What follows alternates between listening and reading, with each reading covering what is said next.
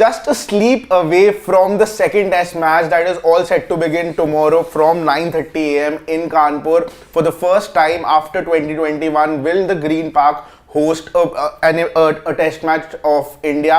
And lots of significant things in this test match, because this could potentially be the last time the senior pro of a veteran player for the Bangladesh side, Shakib Al Hasan, might come out in the whites, even though he has showed his interest to play his final test match back home, but due to many reasons he might not be able to do that. I've done a separate video on that, you can go check that out. And apart from that, also the Indian team will also try and come out and sort of make their chances much more stronger for the WTC final, because they need to win just 5 games out of the 10 games. One they have already won. If they end up winning one more, then it would be potentially all but sealed that they will seal their spot in the WTC final. Abhishek Nair came in the press conference today. Gulati sir, you might be having lots of insights from that press conference. Yeah, obviously, yesterday it was Akashdeep who came into the press conference and he discussed about the kind of impact Rohit Sharma and Virat Kohli has had in his short test career so far, and how he has progressed as a bowler, not just from the IPL but also by performing in the domestic circuit. And now Abhishek Nair, who's obviously India's one of the newly appointed assistant coaches, he focused on a few aspects, specifically starting from why Sarfaraz Khan has been non-selected for the first test, and there's a good chance that once again he might not feature in the second test.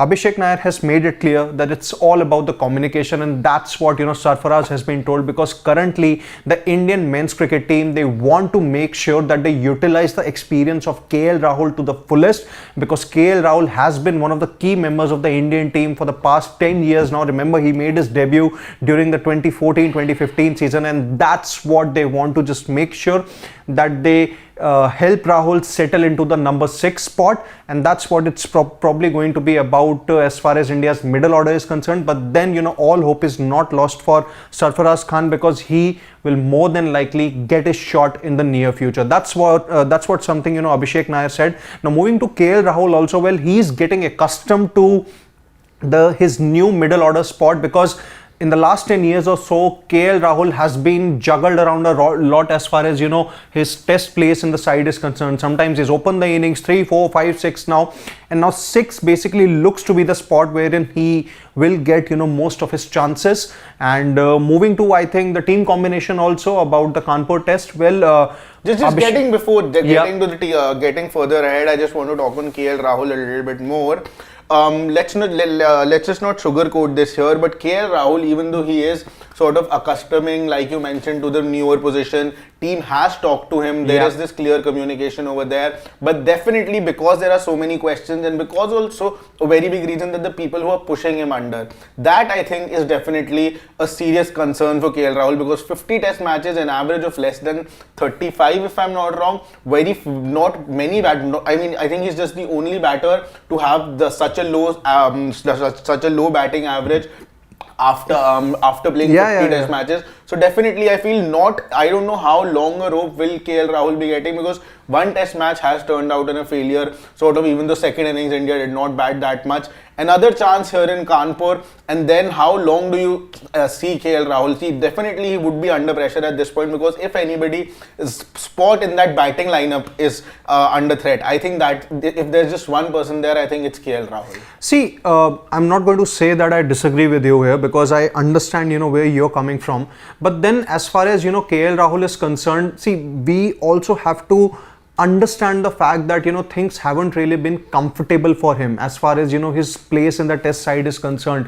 Injuries have also played a part in his test career, but to be very honest, I think this is the time I feel that this could basically be the chance for KL Rahul to make sure that he comes out with a version of 2.0, because this is where he's likely to get that stability. But you go back in the past few years, there has been a lot of juggle, that sometimes the team management has asked him to open the innings, he has said yes. You want to have him at middle order, he has said yes. Then sometimes once again you want him to push him up the order, he's once again been a team man and said yes. So with KL Rahul, I think let's just not always look at the test numbers and the averages, but let's just also look at the impact that he has had in most of India's biggest wins that they have had in the Sena countries. Gulati sir, I think that is a very big reason why he has been given such a big role. See, again, because of all the reasons that you mentioned, I think that's the reason he has been given such a big Exactly. role. Players apart from KL Rahul with such an average would not have lasted for so long. So I think keeping everything that in mind, he has gotten so many opportunities. He's been gotten into the team. He has been backed so much by the team management, and the team management definitely likes him also.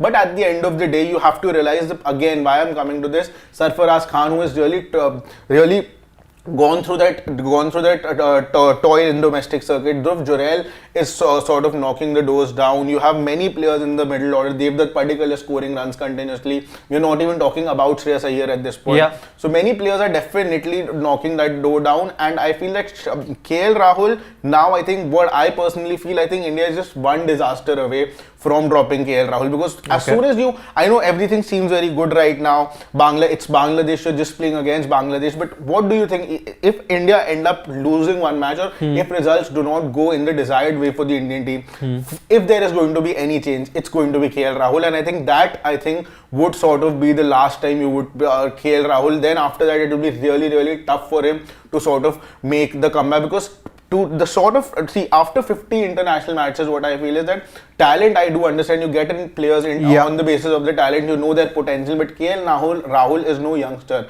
He is 50 test matches old. So definitely the sword is definitely hanging there. Yeah, I'm not going to deny that, but then, even if India lose the Kanpur test versus Bangladesh, I don't really think that it's going to be alarm bells ringing for KL Rahul. I feel that at least for the first two test matches versus New Zealand, I don't see any changes in India 11. Obviously, they can be horses for courses. You can bring in a pacer or a seamer or a spinner depending upon the pitch conditions. But then I think I don't really see any changes for the first two test matches versus New Zealand. Assuming he still does not do well and India maybe lose one or maybe at max two matches, definitely you can expect to see a certain Sarfaraz Khan or maybe even Devdutt Padikkal in the 11. And just moving ahead from that, do you see three spinners in there, or the team same combination? See, as I think it has been established that Kanpur pitch has a lot of black soil content in it, which means that it is going to be a lot. There's going to be a lot of help for the spinners, but then keeping the overhead conditions in mind, because there's a separate story that Shashwat has done, that rain is actually predicted on the first couple of days of the match, and there's a good chance that there might be a lot of start-stop sessions for both the teams. So that's where I feel that if the overhead conditions continue to sustain for the first 2-3 days, I don't see India making any change. So you're saying the same team, same 11 continues to play in the net this game also. I slightly have a different opinion to this. I feel you might see three spinners going in the side here, and you might just see Kuldeep Yadav play this game also. And I just feel that if you go in with three spinners, I think it's going to be Siraj who's going to be rested here and not Bumrah, because I think Bumrah has been named in the side. I feel definitely there is some sort of thought process there, because with such a senior player, if you're resting him, he would not have been in the side. So I feel you're going to continue to play with Jasprit Bumrah, and like the team management earlier also mentioned, Gautam Gambhir in that press conference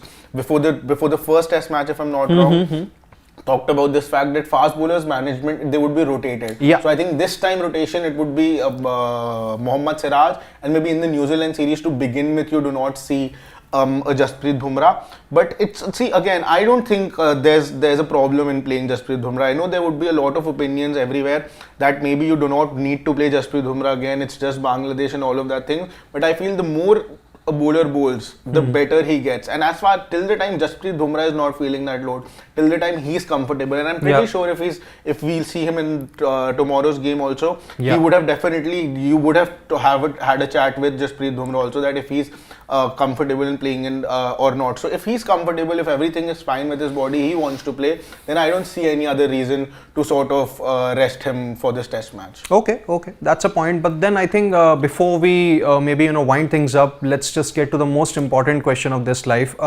Do you see Bangladesh making a comeback in this series?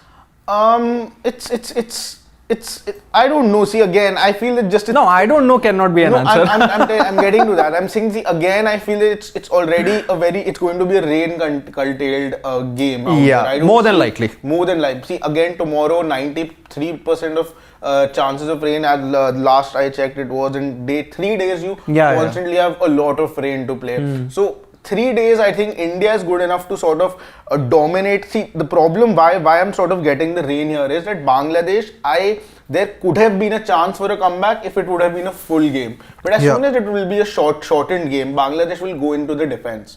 And then India will sort of attack more. So I think I think that is also going to be a big disadvantage for Bangladesh, and India might just sort of, because India has the capability of winning the test match in 3 days, so Bangladesh doesn't. So Bangladesh will go in the defense, and I think that will also go against them. But Shakib Al Hasan, you might just see him for the last time tomorrow. Yeah, it's possible, but I think that Bangladesh will pose a fight. I think there would be some sessions wherein Bangladesh would go on to challenge definitely. India, because see, let's just not forget the kind of performance the Bangladesh seamers put on in the first session of the opening test in Chennai.